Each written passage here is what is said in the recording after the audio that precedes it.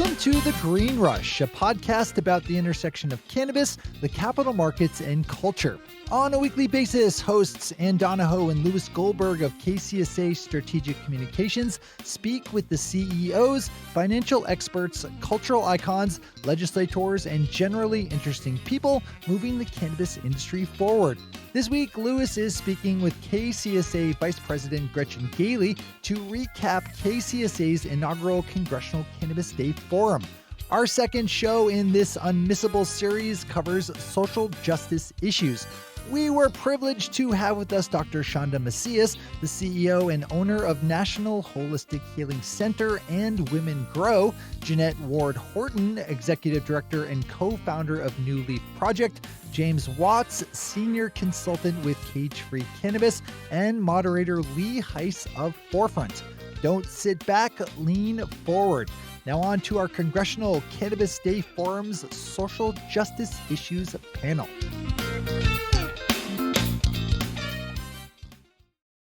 Gretchen, welcome back yet again to be sitting across my desk from me, looking at me talking cannabis. Oh, it's fantastic to be back. I'm sure you are as excited as I am.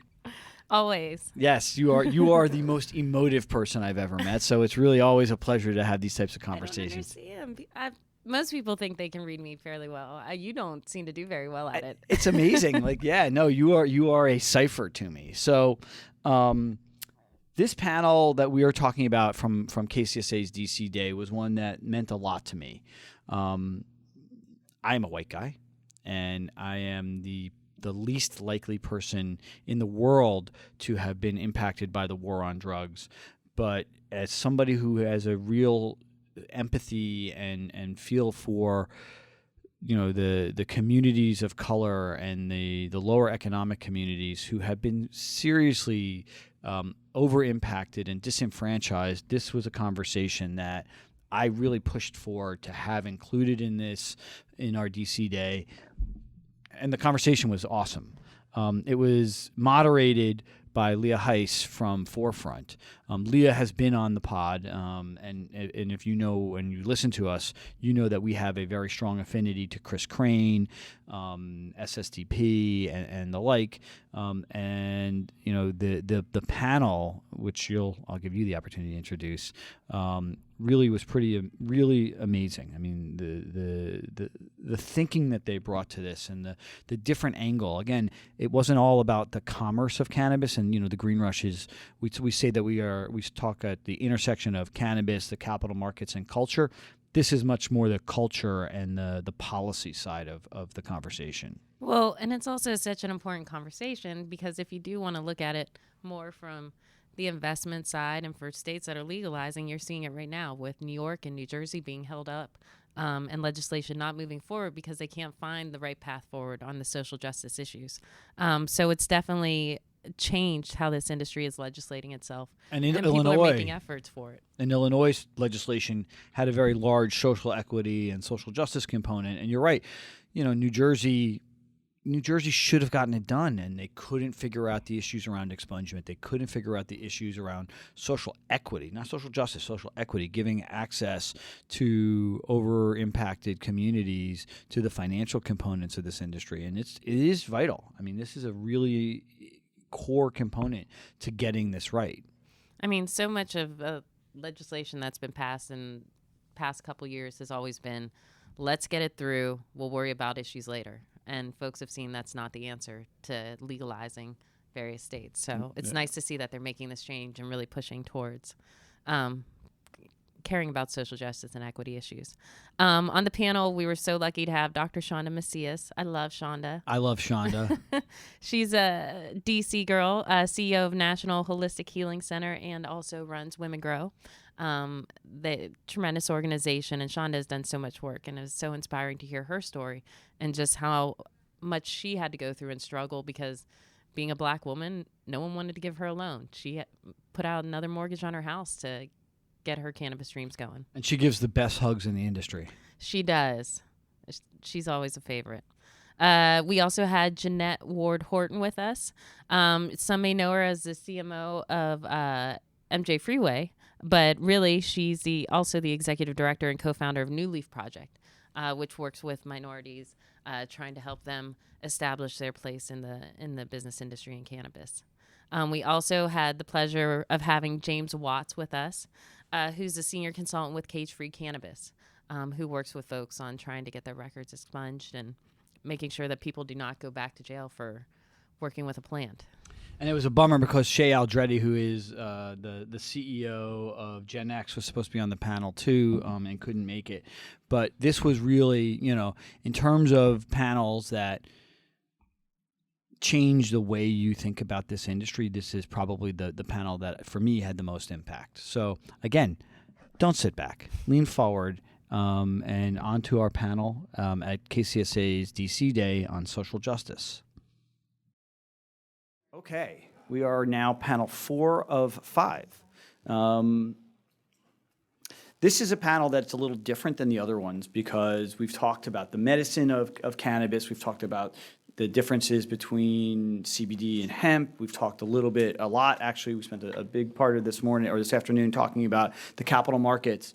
But if you were able to hear my opening remarks welcoming everybody, a large part of what has held cannabis back from full state-level acceptance and legalization at the federal level revolves around the issues of social justice and social equity. And moderating this panel is a true dynamo in the industry. It's Leah Heise, who is the Chief Experience Officer at Forefront and soon-to-be Forefront Cannex. Forefront, if you are not aware, was founded by a gentleman named Chris Crane. Chris is one of the earliest and legitimate OGs when it comes to the legalization and the advocacy side of this industry, and Leah is right there with him, standing side by side. This is, to me, the panel that touches my heart the most because as somebody who lives in New Jersey and works in New York City on a daily basis, we've seen our regulators and legislators basically screw the pooch. Not because they don't have the best intentions, but because of the fraught level of politics around the issues of social justice and social equity, that they're going to leave it to the voters, which in every other state is how this has passed. So with that, I'm going to turn this over to Leah. Okay, great. Thank you so much. That was a lovely introduction. I'm going to sit, one, because my feet are killing me in these heels, and two, because I'm really shortened, so you probably can't see me very well over top of that podium. It's the, short people disease. It's okay. Again, my name is Leah Heise, and I'm so honored to be moderating this panel. Social equity is something that I am incredibly passionate about. I think that we do not have enough minority representation in this industry by any stretch of the imagination. I live in Maryland. Maryland failed dramatically in its social equity when under the first rollout. Hopefully the next time they will do a better job with these upcoming licenses. And this is a super, super important topic to me. But this isn't about me. This is about our esteemed panel, and I would love to take the opportunity to have Chanda and each one of them tell a little bit about themselves. Chanda, you want to tell about you? Sure. Thank you so much for allowing me to have this voice here. I appreciate it so much.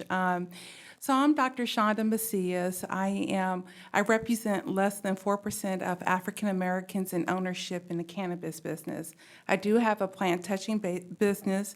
I am a multi-state operator in Washington, D.C., as well as Louisiana, retail shop in Washington, D.C., and grower processor in the state of Louisiana.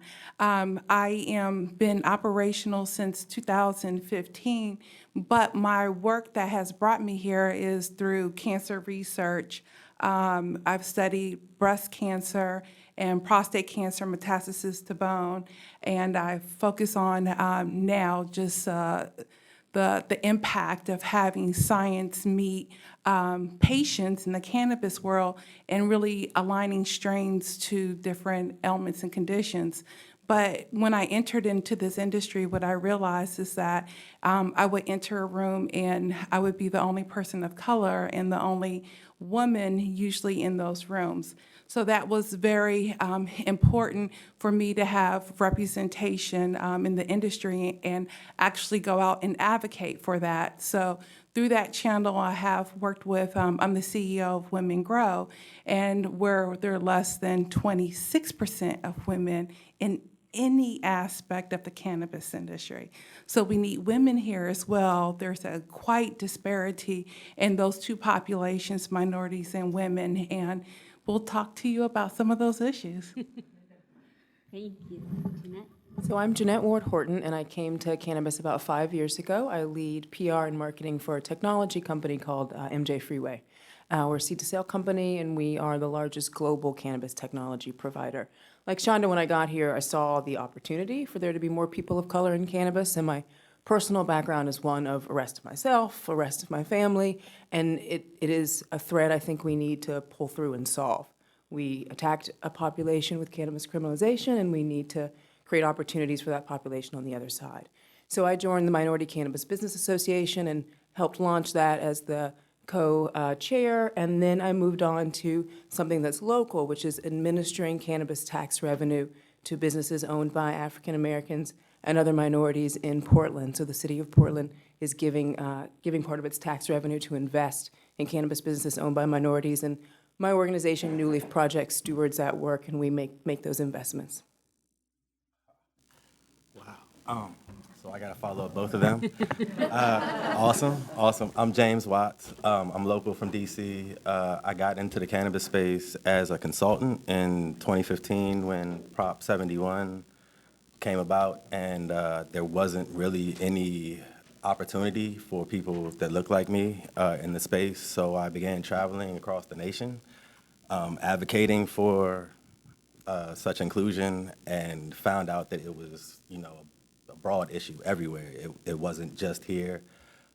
So I came back home, joined up with Cage Free Cannabis, and have started lobbying for inclusion across the country at a congressional level. So that's why I'm here today, to kind of impress upon everybody here the importance of having inclusion from the traditional market, as it's not the black market, it's the traditional market, because we started, this want, need, awareness for cannabis, and now we're being criminalized and boxed out with the experience that we bring to the table, and I think it's desperate here. So thank you for having me. Thank you. Let's get started with the first question of the day, and I think it's a pertinent question, and it might be something that each one of you has a different answer for, and everyone in this room will probably have a different answer for what it is. So what is the definition of social equity? So the definition of social equity to me means a way that we can elevate those that are not on the same playing field with us. Let me explain what that means from my standpoint as a Black woman. When a policy was established that said that minorities that were targeted receive incarceration because of a policy. So let me explain. A policy incarcerated a population of African American men. But what that did for me is that it made me a single mother of 3 without a male presence to raise my family. So when you think about that, you are then subsidized by federal housing. And then I'm replacing the Black man with federal monies to maintain my household. And then one of my children who do not have access to health care again, and they might use medical cannabis to address their health care needs, they're in prison, and then I lose my housing again. I am no way possible can even think about entering the industry that has impacted my life and changed my life so dramatically. So how now that in that narrative do we come back and be part of an industry that target our population, that created a division in our family that is irrevocable, and then now that everyone knows the demand of medical cannabis, how can we create programs that give back to the community that was impacted negatively by it? That's the real question. So just to build on what Chanda said, she gave a good example. there's a term for it called compounded deprivation. A Harvard researcher named Deborah Pager coined this term, and it's about the economic pile-on of arrest and incarceration and how that has impacted African American communities intergenerationally, their inability to earn wealth and build wealth as generations. The generations of African Americans are poorer than the generation that came before. And there's a lot of that tied in arrest. So when we flip and we decide that this is now legal and this is now an opportunity for us to get tax revenue that's new, that's brand new. It's brand new tax revenue. It's exciting stuff. It's why we're all here. That tax revenue, we have an obligation to invest that back into the communities that we stole the economics from when we arrested and incarcerated them. There really is, and it's not an obligation because it's the right thing to do. It is, and if that's motivating you, great. For cities and states, it's an obligation because these communities are your communities that then contribute to your economic health, that then are jobs, that then are just the growth of your economies. And we see that when we invest in these businesses through NuLeaf Project. We see these returns on investment that are really phenomenal. And that's just a tax story for cities and states, even if it's nothing else. So, whether it's the right thing to do or whether it's just a good economic play, social equity is about rebalancing that compounded deprivation, that detriment that was done through incarceration and arrest. So y'all are just gonna make it really hard on me. Put that microphone. I can't follow that really. They said everything. Social equity is just about opportunity for the people who paved the way, opportunity for people who have experience, traditional experience in the industry. People who can add things to the industry, just having the space to be able to do what they've done before and not being shut out of something that they were already doing. That's really all it is to me. So before we hop into, what can be done in order to make these issues better and what should we be asking our legislators for, what are we've talked a little bit about the impacts that we're seeing, but what are some ways that people have attempted to fix it that may not be the best possible ways to do it? So I have to emphasize something here before we go. In this room, if you have ever used penicillin and the government then says to you, it's a policy that I've established that if you use penicillin, you're going to prison. This is how our community sees what's happening. And then after a certain number of individuals are incarcerated, they said, oh, it's okay to use penicillin now. How do you fix that? I mean, we're talking about people's lives here that I don't think that you can give us back those years that were taken away from us, that economic impact. I mean, we can start to think about future generations, but in my mind, there's no way to resolve that. You can't give me the life that I was deprived of, but what we can do is now we have to focus on the future. Mm-hmm. And the future starts with, one, we have to open up the market back to minorities that were disproportionately impacted through workforce programs, through equity programs. I haven't seen a good one. The first one that I saw was that was really driven by the passion was the California Collective. We had people come together to say that cannabis is medicine and we're going to grow it collectively for our patients, and that has been stripped from us. So where do we go from there? Leah, I don't think we have an answer, but I'll let Jeannette try. Leah, was the question what's working or what's not working? I think there's a lot of what's not working, but if you would, there's some examples of what states have done, where we've fallen down in terms of our legislation. I mean, Maryland's a prime example of where we failed on that one. So for me, when we're talking about representation of African Americans or people of color as owners in these companies or investors in these companies, when states have tried to create or cities have tried to create opportunities for people of color, When you don't address the capital barrier is usually when you find you have an issue. So whether you reserve a number of licenses for a certain population or you do a one-to-one, we give one to traditional and then one to minority. When you don't have minority groups that have the access to the capital, then it doesn't matter that you set them aside.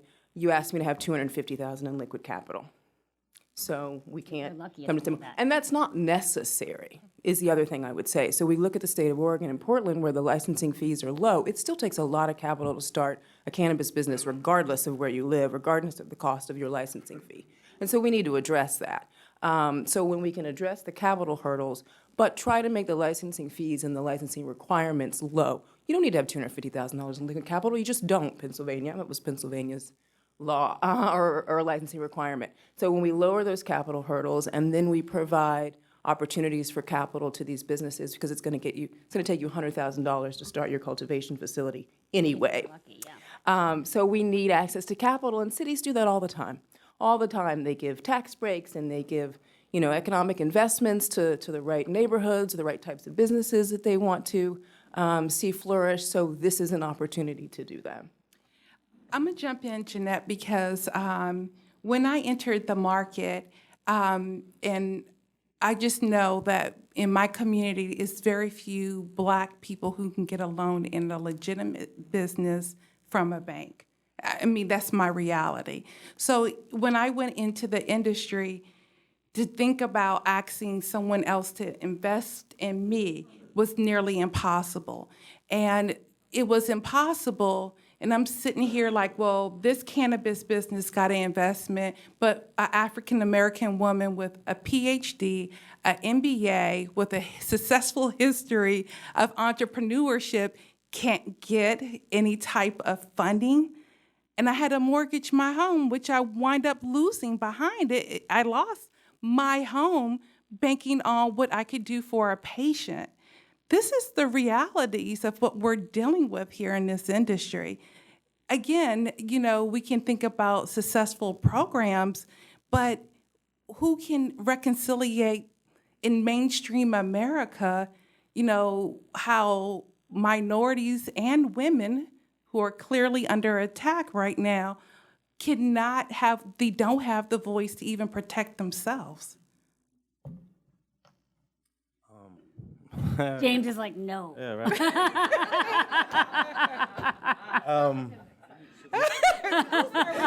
I'm sorry. I think I agree. I agree with the financing heavily. I think opportunity, access to financing is hugely important. But I think it's a multifaceted approach, and nobody is really taking the approach. Nobody's taking the time to really flesh it out, address it with the community, understand what the community thinks, what the community needs, because Portland doesn't need the same things as DC, as New York might need, Massachusetts. From my perspective, I think the people who have done it best thus far is Massachusetts, but it comes back to funding. They can't get funding. Same thing with California. Every time there is a funding issue, it goes to police instead of equity programs. And we wouldn't need as many police if we funded the equity programs, because the traditional market would have these opportunities. They wouldn't be in these places to be criminals.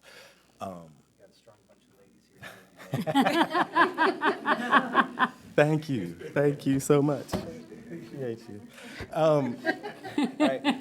So I think really getting to the community and getting a group of people that have good ideas, who haven't been included in the conversation, together and really fleshing out what this looks like. But it definitely starts with removing barriers and financing. Yeah, capital is definitely a problem. It's something that we see as a large multi-state operator working with minority clients, is that capital piece and the difficulty to do it. And also the difficulty to build a team that's attractive to a legislative body, especially when you take out the minority piece and it's it's a completely blind application, and you're looking at the team qualities. There's been people that have been previously incarcerated haven't had the opportunity to build the skill sets that they need to be able to run the company. And I feel like it's our responsibilities as large multi-state operators and multi-state operators to reach down and pull people up, just like that guy over there did for you, to give you the name tag. We need other people to reach down and pull you up. If I'm successful as a female C person inside of my company, I need to reach down to those other minorities in my company and pull them up with me and make sure that they have the same opportunities that I've had for myself. And I mean, I think that's just part of a potential solution. What other kinds of solutions could we do? Can I address that? Absolutely. That mindset right there, like, is like a trigger for me, because I don't need you to reach down. I have the experience. I have the knowledge that people with capital don't have, right? And my value, just personally, and I know other people in this space who have the same value, my value doesn't come from, you know, people coming and reaching down. I don't need to reach down personally. I need admission of my value, you know, acknowledgement of my value, and with the value that I'm already bringing that people don't have in this space. There are clientele. I think part of that is about reaching down. I don't recognize, like, it's a lot opportunity. of times right, but the opportunity Laterally. isn't given there. Yeah, isn't often given to people in It's a the reaching minority down status, part that yeah. I'm having a real issue with, won't use because I'm not down anywhere, like I'm laterally, and people aren't acknowledging that, because it's a, you know, it comes from, I had a conference call last night for a consulting job, and all of these people kept asking me, what's my resume, right? What is my resume? We're not in Cali, not in California. I don't have a legitimate resume, right? So I can't give you one. I don't have one. And that's like the space where people aren't acknowledging you can have a legitimate resume without being in the legitimate side of the business now, because you do have those skills, right? It's not a thing about skills. It's not a thing about what we don't have. It's a thing about what we're not acknowledged for having, right? We're not acknowledged for having the skills already. And it's like we're formally incarcerated, but that doesn't mean we're lacking of skills. Well, and that's why I gave the example. I'm a doctor. I have an MBA in supply chain management, operational analysis by the #3 business school in the nation. And are you telling me that I can't get the opportunity? I mean, again, we can look at it across the board. It's not just on the entry level, it's on the executive level. 100%. I mean, I was a director of STEM education at Howard University, shooting up administration, launched $2 billion brands in Colgate-Palmolive's name. Are you still telling me I should not have access? So again, we're here, we're just not allowed entry. And this is the problem that we're having with social equity, still causing the divide. You're saying that this is mainstream, and then this is you over there. And, you know, how can we help you, but yet you're dividing us? You're keeping us on two separate tracks, when in fact, we have everything except for that capital piece, because we've been incarcerated generationally. That's what we're missing. And the opportunities. You're missing the opportunities. Capital makes opportunities. Yeah. Just There's definitely a lot you can do with the money. yes. What other solutions do we have? So right now, I think that let's flip the conversation. Let's take a different narrative by it. Now that we do have this income that is being generated by the cannabis business, maybe states should consider giving a certain amount back to the communities that were disproportionately impacted by the war on drugs. I've seen this in Florida, for example. For every cannabis card that is issued, $10 go into a state fund that is issued and mandated by Florida A&M. So they're bringing it back to a historically black college and university to say, all right, how do we direct this money into programs that could sustain or create more programming and education opportunities in those communities? So that is a good example of it. Here in Washington, D.C., we're still working. We were able to get some traction on if you have a non-violent crime, that you're able to at least get hired into the workforce here. So for those that don't know it, if you have a background any type of possession charge, a felony charge, you cannot work in the industry. And so now we're trying to seal records, work on expungement clinics, and continue that narrative. But that's not an easy narrative to continue. If you think about expungements, it's usually a year or two before you can actually get a record cleaned up or even sealed. So again, in times of a rapidly growing industry and things are changing day by day, a 2-year grace period, again, is going to be hard for minority participation. The other thing I'm going to have to talk about is decriminalization. As long as decriminalization is around, you're going to disproportionately impact minority communities. I mean, just to know that in some places that I go from Maryland, D.C. to Virginia, you have to be very careful how you tread all three of them. But also, if you are a minority, it's a different type of environment that you're you're facing every day. But when you go down south, I mean, you really feel the impact of criminalization and how communities, women, as well as minorities, are being impacted there as well.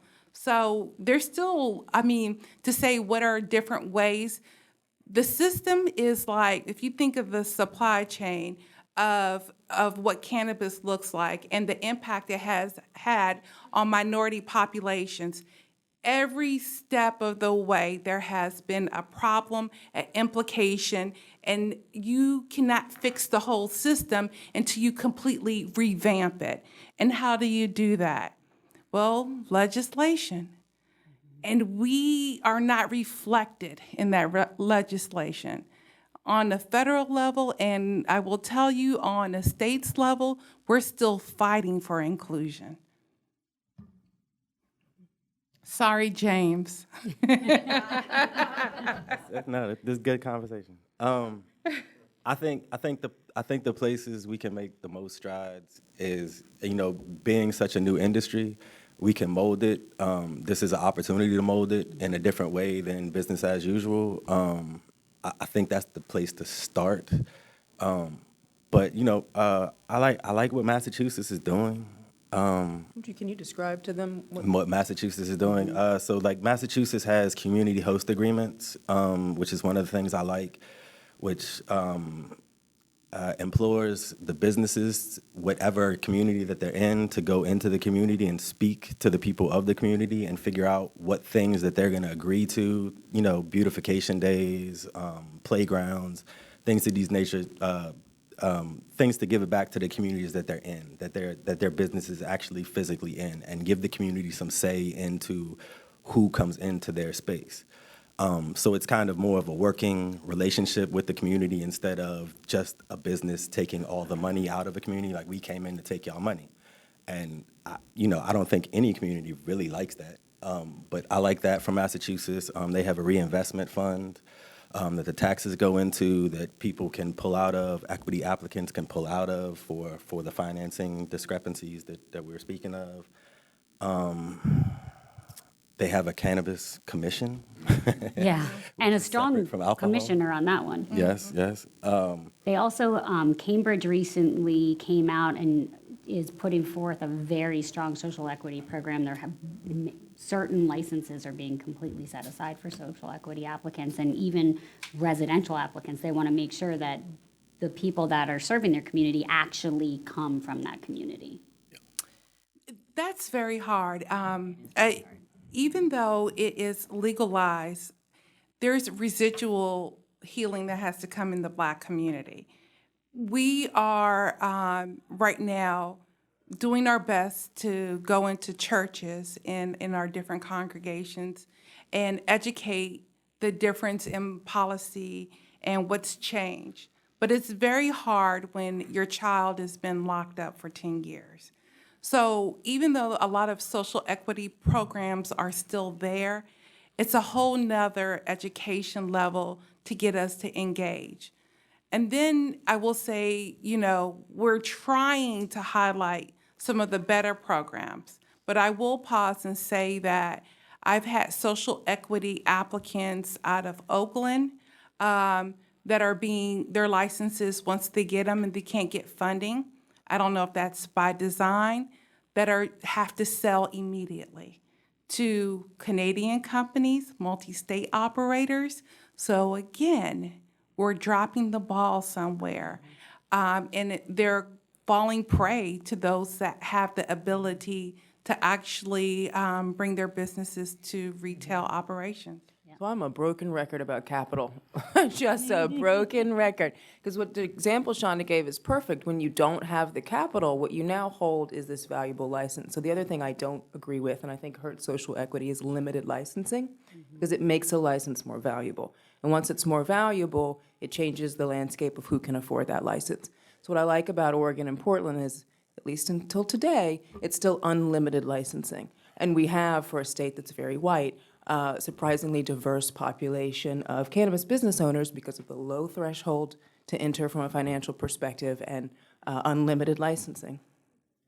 Are you seeing some of those impacts as well, not just on the business, but I know we have a dispensary on the south side of Chicago, and we're finding that the barriers to entry, even as a patient, because they have to be fingerprinted, because the cost is like $750 just to get a card to be able to have it. And we as a dispensary are completely prohibited from helping the patients and doing anything we can to give them money to alleviate those costs. I think there's an impact even from a patient level and things that we probably should be doing.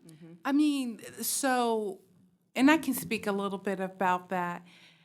So when African American populations didn't have access to health care, they used medical cannabis. I call all cannabis to me is medical cannabis. It does have a true medicinal value. So our community has been using cannabis for decades. We never stopped using it. We just stayed in the underground. And so now you want to put a regulated business in our neighborhoods and say, use this. It's kind of that slap in the face. Again, you incarcerated us, and now you want us to buy into a regulatory system that was used to imprison us. There's so many mixed messages with that. So in our communities, we still medicate, and that's why we're targeted, but we do it still proportionally to that of our counterparts. But yet, still, that's what we have to face. And so when you think about patients that are consuming cannabis, let's say in a black market, the ploys have been, well, it's not tested and it's not regulated. But I have to say, for the last 30 years, it hasn't been tested and regulated either. So what has changed? So this is the education, but this is the disparity that exists. And but we also know that we tend to use certain medicines in our community, natural medicines in our community, and have been doing this a part of our culture, whether it's Caribbean, African, et cetera, that's indicative of just who we are. So this is not a foreign concept to us. It's just that one that's coming to the forefront because of policy. I don't piggyback off of that real quick. Just to add a little something, the dispensaries and the cultivation centers that I've been running into for the most part, their demographic is not our demographic. So like the doctor was talking about earlier, everybody has different profiles. It affects people's endocannabinoid systems differently. So there are different profiles that just seem to work better for people of color, right? People of color they like a lot of heavier strains now because I have no idea. It's just popular, and the dispensaries don't really carry those profiles. So when the communities get these cards and they go into the dispensaries, it's nothing there that they're used to. All right, so I have a bunch of people that come to me since I'm consulting, and they're like, I went to the dispensary. I can't find, whatever, OG. Or I can't find the OG profile that I really like. And they're like, I don't want to go to the dispensary anymore. And their voices aren't heard.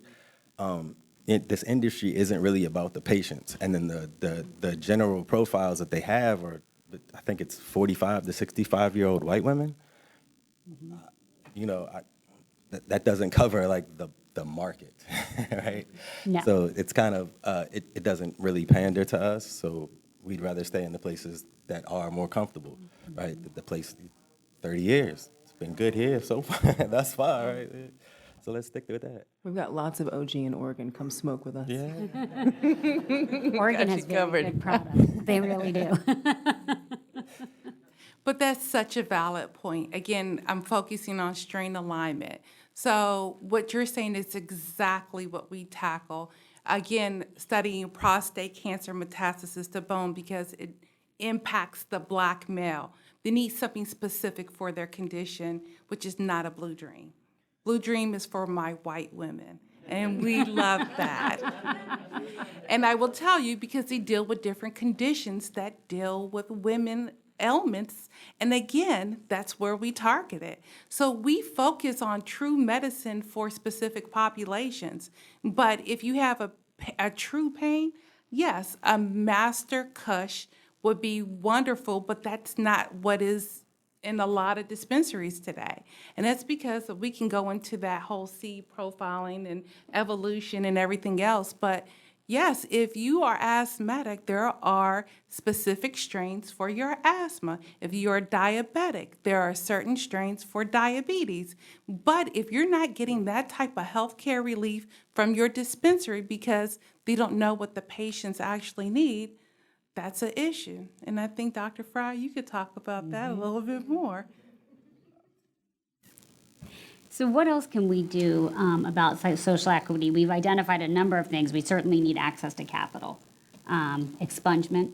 I actually just joined the board of an organization called freereentry.org, and the mandate of our organization is to help reduce recidivism, to educate and train felons, and also to help with expungement. But I think there's a long way that we have to go to make a difference in these communities, and any specific asks for the legislators of Congress in particular?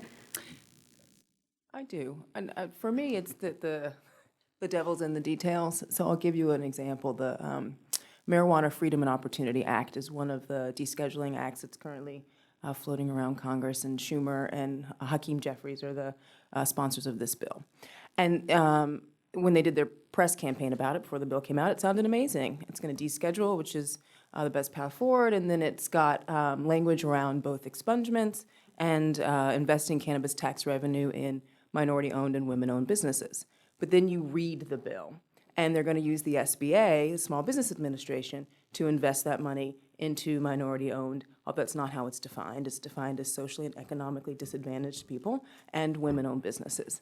And then you look at the SBA's lending record. They have a lending record of 3% of their funds over the last 6 years to African Americans. And I think, well, that's not going to work.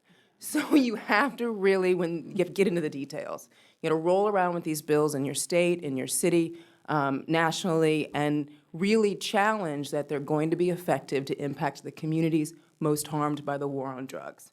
Who is that community? It's African Americans. We need to name the population and then ensure that as this legislation really turns into laws and policy and investments in organizations, that those are really serving African Americans. So I would implore you all to pay attention to the details. Expungement is the same way. They're going to be investing money, according to the bill, in public defender's office and legal aid offices. Well, if you don't fix the expungement rules and system, that's not going to help. People can't get expunged if they still have fines and fees from whatever their judgment was. And people of color generally can't pay that extra bill. You just slap me with an extra bill. And every time I can't pay it, that turns into fines and fees on top of that. And so I can't get expunged. I'm not eligible for expungement for a crime that's now legal. So again, when I say the devil's in the details, we have to really get in there and pick it apart and say, is this going to help African Americans? I'll jump in there. And so what I think that right now it's kind of compromising with states' acts is out there. That I think that's the bill with the most traction.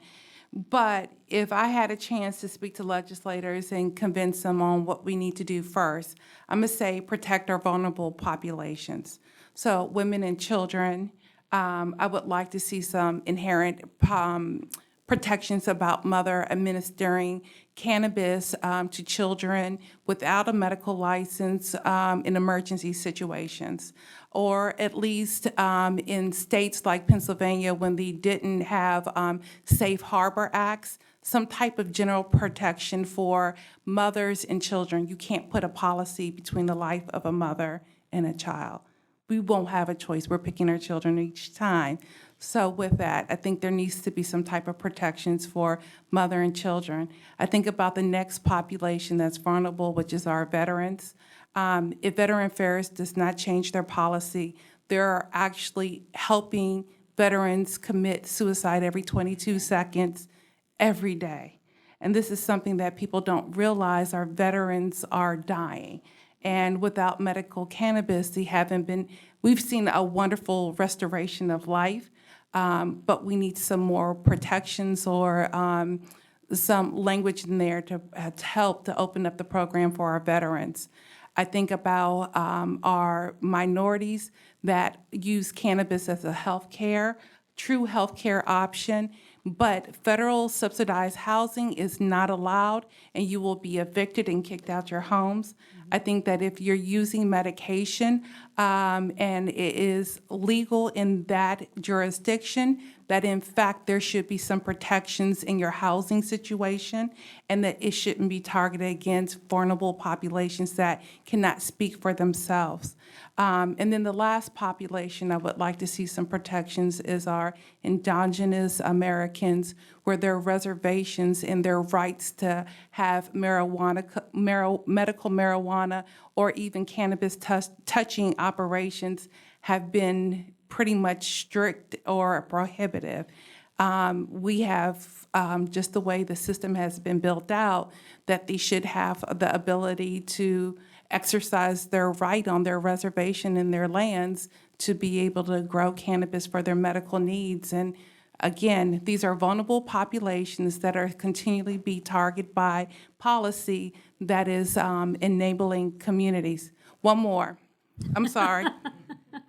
This is a personal one. If you are a permanent resident and you are allowed to work here and you go and work in a cannabis touching operation, they will deport you. They will. This is unbelievable. 100%. And so that is the newest, the immigration population are being targeted directly for entering the cannabis market in any aspect, whether it's ownership or workforce diversity. So again, these are the targets. I'm letting you know the targets. Let's just get some protection to help some communities that need to just be protected just to use medical cannabis. Thank you. We have time for a couple of questions, and then we will move on. Hi, thank you for your excellent panel. A couple of things. First of all, it's 22 vets a day, not a second. Thank you for catching that. A second would be a lot. That'd be a hell of a lot of vets. I think that would get the attention of the government. Yes. Just a thought. I mean, 22 is bad enough. I mean, Yeah. a day.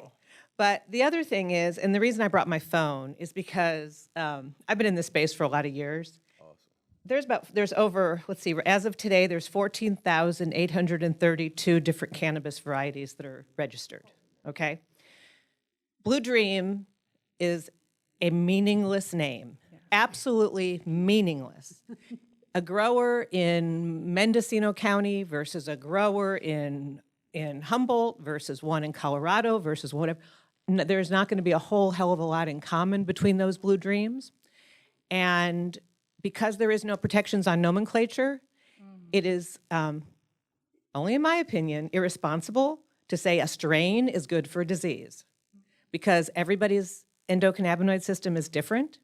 And so what works for one person for the same exact disease, it might be something completely different. So we need to look at the profile and say, a profile that is rich in limonene and THCV and yada, yada, we have shown evidence of that being efficacious for X. And that's a much more responsible way to approach it than to say, oh, Blue Dream works for this, and Kush works for that, and OG works for that. So that's, I mean, it's just, I get people that write to me all the time, and they're getting their medical advice from Leafly and Facebook, and it's just, it's not responsible. And it's also dangerous because then they go, gosh, I tried it, and it didn't work for me. So then they don't realize that they have 14,000 other varieties to look at that all come from the original 155 landrace strains that have all become hybrids from that point. But so the people that have chosen to operate in a, I also don't like the term black market because I think it's pejorative in the terms itself, but into a gray or underground market before a regulated or legal one. If they chose to operate in that simply because there was economic opportunity, I'm not talking about the kid that's told to empty their pockets and a joint falls out and they get thrown up against a car and incarcerated. But people that were operating basically in an illegal method, and if it hadn't been cannabis, it may have been guns or it may have been something else. It may have been CBD. It may, well, I think CBD should be regulated. So you're right, I'm right there with you. I don't think CBD, I think that's just one chemical in a huge plant. But are you lumping all people of color and all arrests into one population that should be given social advantage? No. Okay. But, is that a question, though? Yes, it is. Okay. No.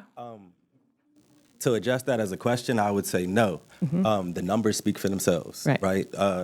In Washington, D.C. alone, since medical marijuana has been legal and there have been medical dispensaries, the arrest rate has gone up for people of color, black people, okay? I'm not saying that all these arrests are that, but if you look at the system, the war on drugs, the system of the war on drugs, it has been a system against people of color. So I think you need to address that. 100% agree. I just wonder if it's the people who are doing the big, giant, huge moving of drugs, if they're all being lumped together. Who is that? Yeah, I don't have a plane. You know what I'm saying? Oh, I know. I don't have a poppy field. You know what I mean? Well, I'm not just looking, when I say people of color, I'm not just looking at people of black people. I'm also looking at people of all colors, of, non-Caucasian. I don't have these resources. Right. Most of these people don't have these resources that are incarcerated for these things. Right. Kingpins aren't really getting incarcerated, right? They run to other countries. Yes, and then so my answer is California, yes. Kingpins aren't getting incarcerated. Yeah, they so are. even if so I'm sure they're somewhere, but even if I had an underground grow, I think I should have the opportunity to enter a market we have now decided is legal. You arrested me, I served whatever time you told me to serve when it was illegal, and now you've changed your mind. Congratulations, I knew it was good all along. Why would you tell me I can't enter the market? Okay. What you're saying is great. I understand your point, but if you're gonna point that finger, you need to point it at CVS and Walgreens, the people that are doing Oh, illegal believe me, things I'm right there now, with right? you. I'm talking about the people who are, there's guns involved and there's a lot of, it's like, it might be cannabis, it might be prostitution, it might be gun. They're not people who were using this because it was helping their grandmother. And so they were helping their grandmother and they got incarcerated. Well, they might have been helping their PTSD from getting shot at. Or they might have been helping their family survive because they don't have any access to any other resources. Yeah. Yeah. Okay. Hello, that's a good segue into me. I'm the only person in this room that looks like me. I'm a minority among a minority among a minority. And that's Rastafari people. Now, almost everybody in here jams out to Bob Marley and Peter Tosh and all the nice music from Jamaica, and they like Rasta people, and they get to see Rasta people, and it's associated with smoking herb. Even bringing the term herb to people and just the culture of herb and cannabis that has been given to people by the grace of God Almighty, which is what Rastafari people is representing. That has not been addressed or even taken into account.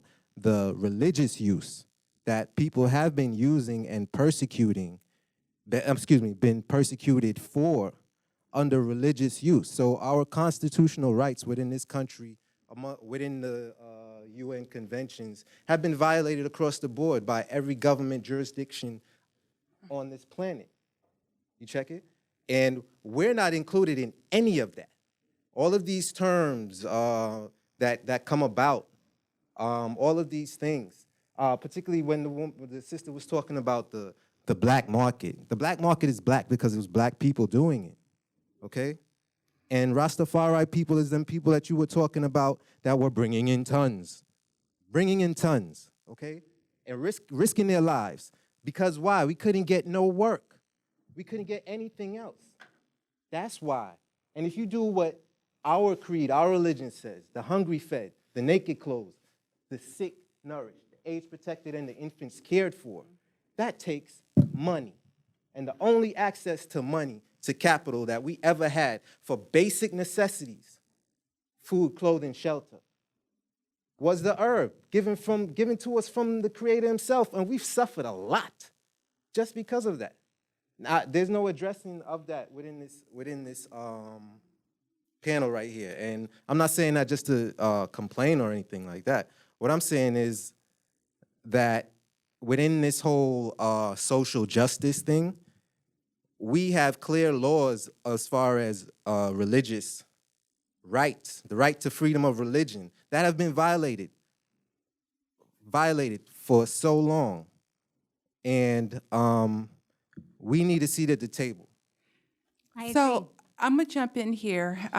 So when I chose to study malaria in Ethiopia, I went and I studied extensively in what is known as Shashamane. Shashamane is where Rastafari actually evolved from. So when I speak, I might not speak directly on just one specific African American or Black population, but believe me, I come from a place of where that actually generated from. And even for cultural use in Jamaica today, to be able to use cannabis is still not widely accepted in that community as well. So that's why I talked about protections with vulnerable populations, especially the indigenous Americans that are impacted for their cultural beliefs in using cannabis, but that does speak for the Rastafarian community as well. So unfortunately, we have to wrap this up. Obviously, this is an incredibly important conversation that needs to be continued and continued and continued. And we urge you to contact your legislators, to help out, to volunteer for any number of organizations. The Minority Cannabis Business Association is a wonderful organization. There's lots of nonprofits that are trying to create solutions to this, and we encourage you to take part. Thank you.